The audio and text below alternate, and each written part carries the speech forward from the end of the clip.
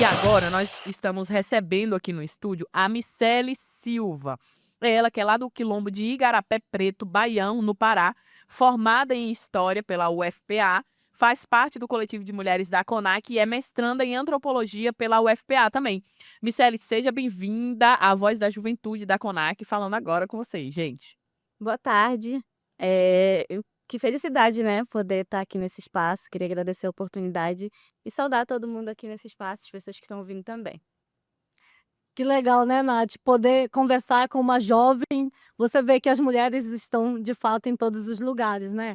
Micele, então a gente vai começar o nosso bate-papo. Você fica bem tranquila para você quiser colocar as suas, fazer as suas colocações, né? Na medida do possível, você fica bem à vontade. Se a gente fizer uma pergunta e não contemplar o que você quer falar, você fica bem à vontade para você responder, tá bom? Tudo bem. Nath. É comigo? Então, Micele, o que que o diagnóstico revela, né? A gente agora está falando sobre a publicação, gente, só para poder dar uma contextualizada para vocês. A Mariellen veio aqui, falou do seminário que aconteceu, trouxe um pouco da perspectiva dela sobre a atuação das mulheres quilombolas frente ao combate da injustiça climática. E agora, a Micele, ela vem para poder falar desse livro maravilhoso que foi construído a muitas mãos, mas que ela é uma das autoras e tem total propriedade para falar e colocar aqui a opinião dela e contar um pouco da experiência, né, gente, de como foi escrever, porque um livro não é fácil de escrever. Esse livro ele foi escrito da Micele, mas também pela Fran Paula, né? A Fran Paula, que é uma quilombola maravilhosa lá do Mato Grosso, pantaneira, engenheira agrônoma também. Um beijo, Fran. Micele, conta pra gente o que que esse diagnóstico revela sobre a relação entre justiça climática, racismo ambiental e a realidade vivida pelas mulheres quilombolas. Bom, eu acho que assim, foi um espaço incrível para a gente, né, porque a gente percebe que existe uma discussão muito ampla e muito abrangente no sentido de, né, dos povos, enfim, de todo mundo que participa hoje dessa agenda e da discussão a respeito de clima. Para a gente, enquanto quilombola, para a gente que está atuante, né, na luta, que está, né, nesse espaço de organização e articulação, é muito óbvio, né, a participação das mulheres quilombolas, e a atuação. No entanto, quando a gente, né, sai do nosso contexto, né, a gente vai para a discussão com outros espaços, com outras organizações e chega até o Estado, a gente percebe que a visualização do povo quilombola nesse contexto ele não existe. É como se a gente não estivesse oficialmente no espaço do debate, tanto é que a NDC, né, não contemplou os povos quilombolas e a CONAC precisou fazer essa movimentação assim, e uma articulação extremamente rápida, né, para poder conseguir construir um documento que pudesse contemplar o povo, né, quilombola do Brasil. E aí as mulheres quilombolas nesse sentido também, né, sentem essa lacuna, né, da participação do povo quilombola no sentido mais oficial, né, da discussão, digamos assim. Então, a construção do livro ele surge no processo de formação, que a gente está fazendo, né, com o coletivo de mulheres a nível nacional. Então, somos participantes do Brasil inteiro, assim, de muitos territórios discutindo sobre clima, discutindo sobre o racismo ambiental, sobre todas essas pautas que se relacionam a partir da realidade das comunidades. Então, quem traz as demandas são as próprias mulheres. Então, todo o encontro, toda a formação que a gente fez é com a voz das mulheres, né? As mulheres mesmo né, que deram seus depoimentos, que trouxeram suas participações, suas potências nos seus territórios. Muito bom. Esse lançamento também tem, eh eh, ba bastante coisas, né. Tentando fazer uma mímica aqui para ela e colocar o microfone mais perto da boca. Não. Acontece, né, no ao vivo acontece. Então esse livro ele traz bastante coisa, né, eu já tive aqui dando uma olhada, tem, ilustrações muito bacanas, né, como que a gente olha para esse livro, né.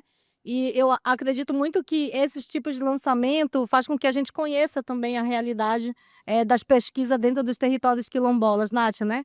Então aí eu te pergunto, Micele, quais que são as principais ameaças hoje em relação à justiça climática, em relação às mulheres, né, que estão ali na sua base, que estão a gente acabou de ter uma conversa, né, muito boa também em relação a isso, mas a gente que está nesse meio, a gente está no terceiro encontro de mulheres quilombolas, né. Então, você que teve frente, né, à produção desse livro, você teve diretamente no território, né, e como que você tem observado essas principais ameaças que têm chegado para as mulheres em relação às mudanças climáticas? Então, como a gente está falando de uma formação, de um espaço, de uma discussão que foi a nível nacional, a gente tem todas as ameaças possíveis, né? Que a gente teve ali a participação de mulheres de todas as regiões. Então, a gente pontuou justamente as ameaças que atingem todos os territórios. Eu vou falar, dar exemplo do meu contexto, que eu sou do Pará, e na formação a gente lançou luz sobre o debate dos grandes empreendimentos, né? O espaço onde a gente denuncia eh, a construção da hidrovia do Araguaia-Tocantina, né, que passa inclusive lá no meu território, e as mulheres trazem, né, esse debate dos impactos, né, que já começaram a acontecer, nas comunidades, principalmente que estão mais próximas do rio. Enfim, e para além, né, da denúncia, o anúncio também, que é o que a gente traz no livro, né, dizer que como é que essa comunidade tem se organizado em torno, né, desse espaço, né, mesmo sofrendo com todos esses impactos, a gente tentou trazer a nossa narrativa da forma mais fiel possível para dizer que a gente não está nesse lugar, de coitado, né, já vai muito pelo contrário, a gente está nesse lugar do protagonismo, dizer que o território ele sofre impacto, mas que ele traz uma resposta para dizer, né, quais são as soluções que a gente, já articula há muito tempo dentro do nosso território. Então os impactos são muitos, e eu acho interessante que a gente aborde. Acho que se eu posso pegar aqui? Claro, com Claro. Eu certeza. queria só pontuar, assim, de uma forma mais geral, aqui no início do livro a gente colocou no sumário, justamente essa divisão que a gente fez por região. E aí a gente e aí as mulheres que fizeram parte trouxeram as suas demandas. Aqui a gente listou algumas, e eu acho importante a gente pontuar. Tem dos agrotóxicos, né, tem a hidrovia que a gente colocou também, a transição energética, o petróleo, a mineração, a política ambiental também, né, que, enfim, que impactam negativamente os nossos territórios. E esses são casos, assim, de uma forma mais abrangente, né. Eu tentei trazer sobre a hidrovia, porque também é um espaço, né, é uma discussão muito atual e que ainda não aconteceu fisicamente, né, da forma macro como o projeto ele propõe, mas já começa a impactar nossas comunidades. Massa, Miceli, eu já ia chamar ela pelo apelido, a intimidade, gente, que a gente que a gente tem. A gente estava falando aqui com a Mari agora há pouco, sobre a importância de trazer e desafiar esse tipo de narrativa, né, de trazer uma linguagem, de trazer produtos que, são feitos e produzidos normalmente por, organizações brancas e que estão ali à frente falando pelos quilombolas, pelos povos indígenas também. E aí eu queria que você respondesse para a gente como que esse diagnóstico ele contribui, como que o Vozes Quilombolas, Mulheres, em Defesa do Clima, contribui para desafiar essas narrativas que falam das comunidades quilombolas apenas como vítimas da crise climática, né, sem reconhecer o protagonismo político dessas mulheres. Acho que antes de tudo o processo de construção desse livro, ele é um chamamento, né, pra gente mesmo que está no movimento, para as nossas companheiras, para as pessoas, né, que vão acessar esse produto, para dizer que nós temos, né, ressaltar, na verdade, reafirmar o fato de que nós temos uma narrativa própria, né, que o povo quilombola ele tem o seu modo de vida, ele tem a sua forma de ver o mundo, de organizar e de se articular. E aí, para dizer agora, né, para esse espaço externo, para as outras pessoas que estão nos ouvindo, né, para os parceiros, enfim, para as pessoas que trabalham com comunidades quilombolas, que é preciso que a gente visualize isso da forma mais fiel possível, porque se a gente está trabalhando com um povo que tem a sua narrativa própria, por que que a gente vai, né, eh, tentar, como é que eu posso dizer assim, modificar essa narrativa, né? A quem que serve a modificação das narrativas dos povos quilombolas, né? Porque se a gente já tem pessoas que produzem todas as formas de conhecimento possível dentro do território, né? Por que que as pessoas continuam, né, em muitos espaços, em muitos ambientes, tentando trazer essa ideia do vitimismo, né? É como se a gente estivesse naquele espaço só sofrendo impacto, e muito pelo contrário, gente. Se não fosse por toda a inteligência e perspicácia do povo quilombola, as nossas comunidades não existiriam, sabe? Pra gente ver que historicamente, as nossas comunidades vivem esse contexto de perseguição, enfim, de muitos tipos de perseguição. Então, se a gente não tivesse a inteligência que tem, a gente não, né, se a gente não tivesse estratégia suficiente para construir, enfim, para continuar vivendo, né, enfim, ensinando também sobre como fazer as coisas, a gente não existiria. Então, essa narrativa de que a gente é coitado, ele não serve a nós, né? A gente tem uma narrativa, a gente tem história, a gente tem a nossa forma de fazer as coisas.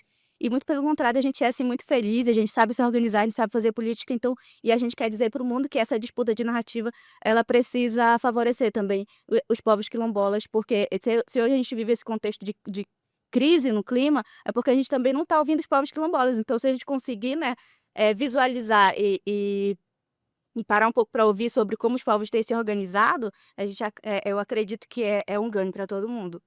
Muito bom, né, Nath? E aí, trazendo também nesse contexto de união, né? Porque quando a gente está dentro do território, a gente busca forças de união com outros grupos, pessoas, né? Para a gente buscar políticas públicas voltadas, né, para que possam ser ao nosso favor. E em relação a isso, eu te pergunto, né, sobre essa pesquisa, que lacunas, né, da política pública de enfrentamento a essas mudanças são evidenciadas, né, pelas vozes das mulheres quilombolas presentes nos estudos, né, porque eu acredito que não só das mulheres quilombolas, porque hoje em dia está muito presente essa mistura de vários povos, né, então eu acredito que quando você vai, muitas vezes, para um quilombo, você não vai encontrar só pessoas quilombolas, você vai encontrar povos diferenciados em muitos lugares desses quilombos, né. A gente tem na própria Amazônia, você está no Pará, indígenas e quilombolas vivendo em comunidade, né, então acredito que você, não ouve somente a voz da mulher quilombola que está ali, mas uma voz de uma população como um todo. Eu acho fantástica essa pergunta, porque, no período da COP, aconteceu, assim, aconteceu um fato que chocou muita gente, né, a gente ali naquele auge da discussão e das atividades, todo mundo ali super presente em todos os espaços, contribuindo, e aí acontece lá a situação, né, da sobreposição sobre o título, né, de um dos territórios quilombolas, né, enfim, as nossas organizações a nível nacional têm lutado muito para conseguir título. E aí, a gente pensa assim, né, a quem que serve num momento desse sabe, de clímax da discussão, colocar uma situação de desconforto e até de conflito entre povos diferentes, né. Porque, pelo que a gente sabe, do histórico, né, de povos indígenas e quilombolas, pelo menos nesse contexto, nunca houve conflito, as pessoas vivem sempre viveram, né, em harmonia e esse, como é que eu posso dizer assim, esse compartilhamento dos territórios, ele sempre esteve em harmonia. Então agora, nesse momento, né, chegar com uma sobreposição sobre um título que já estava posto, e colocar todo mundo, né, num estado de risco, porque é um risco, né, um território perder um título, e enfim, para dizer assim que acho que a primeira lacuna é a gente perceber, né, que infelizmente a gente não tem o Estado a nosso favor, né, então, quando se constrói uma NDC e deixa o povo quilombola de fora, né, o que o Estado quer dizer para nós? Né, e assim, fazendo a CONAC correr da forma que correu para construir uma NDC própria para dizer que nós estamos aqui, né, é ressaltar de fato, primeiro esse racismo institucional, né, de deixar os povos quilombolas de fora da discussão oficial, né, e dos direitos também. Pra dizer que a gente não existe e agindo inclusive como as grandes empresas que atacam nossos territórios, porque na construção dos projetos, né, inclusive no projeto da hidrovia, não consta que existem povos na beira do rio ali, é como se não existisse ninguém, né, ou seja, o Estado vai e traz esse mesmo tipo de narrativa, né, então a gente percebe que os povos quilombolas, quando a gente trata desses documentos oficiais, né, que partem, né, desses órgãos públicos, que os povos quilombolas não fazem parte dessa grande discussão, mesmo que a gente esteja contribuindo, né, da forma mais ampla possível e abrangente, tanto é que a gente está aqui hoje, né, no encontro com mais de 500 mulheres, e aí onde a discussão do clima é pauta principal, sabe, é pauta prioritária pra gente, e ainda assim quando a gente percebe essa organização desses grandes documentos, né, do Estado brasileiro, e aí a gente percebe o povo de fora, o nosso povo de fora. Então, e aí é importante também, né, que a gente ressalte que todas as nossas organizações, em todos os momentos a gente está, né, com outros povos, inclusive com os povos indígenas, que é uma grande, né, que são grandes parceiros de luta, né, que a gente contribui juntos para esse espaço. E agora, trazendo uma pergunta assim muito segmentada para o debate de gênero, né? A gente já está quase chegando no final, gente. Eu queria muito ficar mais com a Mia aqui, mas a gente vai lançar essa última pergunta, que é assim: em que medida a crise climática tem ampliado as desigualdades de gênero dentro e fora das comunidades quilombolas, Miceli? Bom, tem sido catastrófico, na verdade, né, e a gente percebe isso principalmente, né, nas nossas grandes lideranças, né, que têm ocupado para além desse espaço do território, né, as nossas regionais, as nossas coordenações estaduais e por que não dizer a nacional também. Então é onde a gente consegue se visualizar, né, a nível de Brasil, e a gente percebe o quanto que, acho que um dos primeiros pontos é citar, né, o problema que a gente tem enfrentado com problemas, psicológicos. Acho que existe um grande problema, né, assim, um grande cansaço psicológico, mental, assim, da luta, de perceber, assim, que a gente, né, faz tanta coisa, já existe uma sobrecarga, né.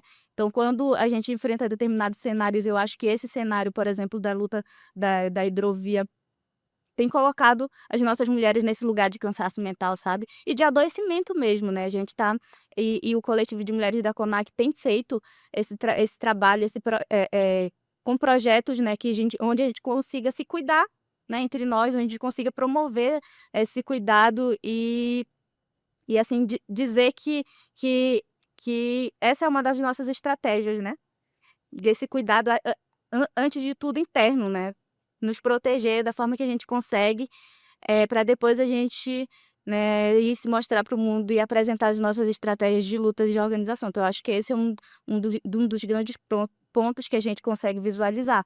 E, eu acho que o mais evidente de todo é a morte, né, gente. As nossas mulheres morrendo no campo e a gente não, a grande mídia não mostra, né, o que que chega, assim, eh para quem está fora dos territórios ainda é quem produz, né, dentro dos territórios e, enfim, nossos parceiros. Então, eu acho que existem muitos pontos, mas eu acho que esse é o principal, assim, visualizar que as nossas mulheres têm morrido de forma violenta, não sei se é um dos grandes problemas, e a gente não tem retorno nenhum, né, do Estado. A gente percebe que não existe não existe uma grande expectativa, assim, né, quando a gente se propõe a discutir, a gente está ali o tempo todo disposto e construindo, se colocando à disposição, mas o retorno ainda é muito pouco. Então são muitos problemas e aí eu acho que, antes de tudo, é ressaltar, né, que precisa titular nossos territórios para que a gente tenha o mínimo de dignidade para poder, acessar as políticas que são direcionadas para o nosso povo.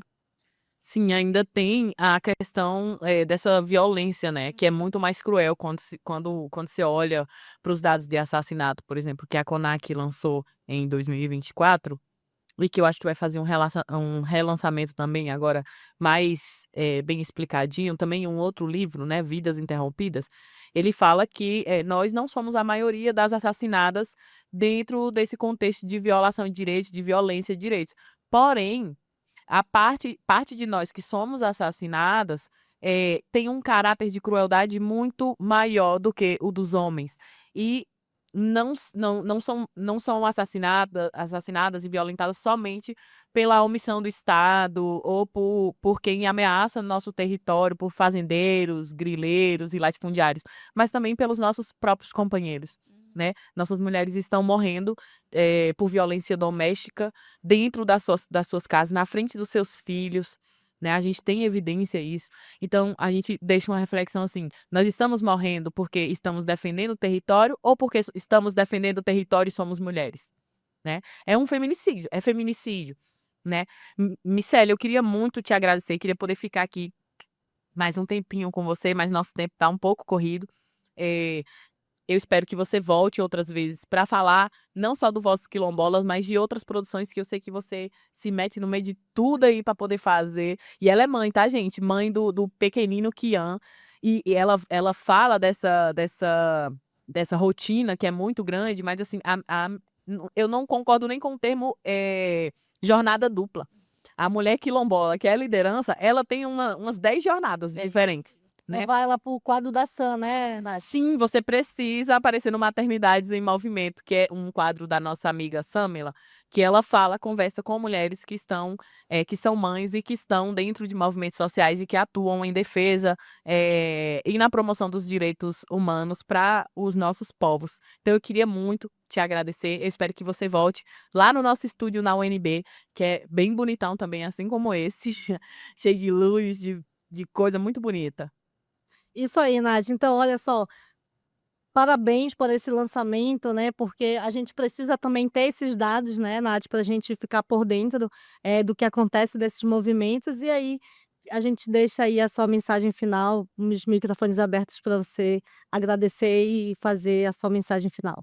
Eu queria agradecer, na verdade, esse espaço, né, dizer que é extremamente importante que a gente consiga ir construindo estratégias onde a gente consiga ouvir as nossas narrativas, né, primeiro entre nós e depois, né, como essa forma de luta para potencializar tudo que a gente faz. E é isso mesmo, acho que a gente tem muitas jornadas, assim, muitas sobrecargas e quando a gente chega num espaço desse como daqui do encontro, a gente acaba saindo mais fortalecido, né, ainda que a gente não consiga resolver todos os problemas, mas é importante que a gente consiga potencializar, né, tudo que a gente faz justamente para que as nossas lutas deem cada vez mais retornos para a vida das mulheres, principalmente dentro dos territórios, eh, trazendo evidência, né, de tudo que a gente sofre, mas também de tudo que a gente anuncia para o mundo, de tudo que a gente, né, de tudo que a gente ensina e de todas as nossas potências. Então, muito obrigada, me convidem novamente. Com certeza, já está convidada já para voltar aqui para falar de maternidade, para falar da sua graduação, do seu mestrado, na verdade é mestrado, tá, gente?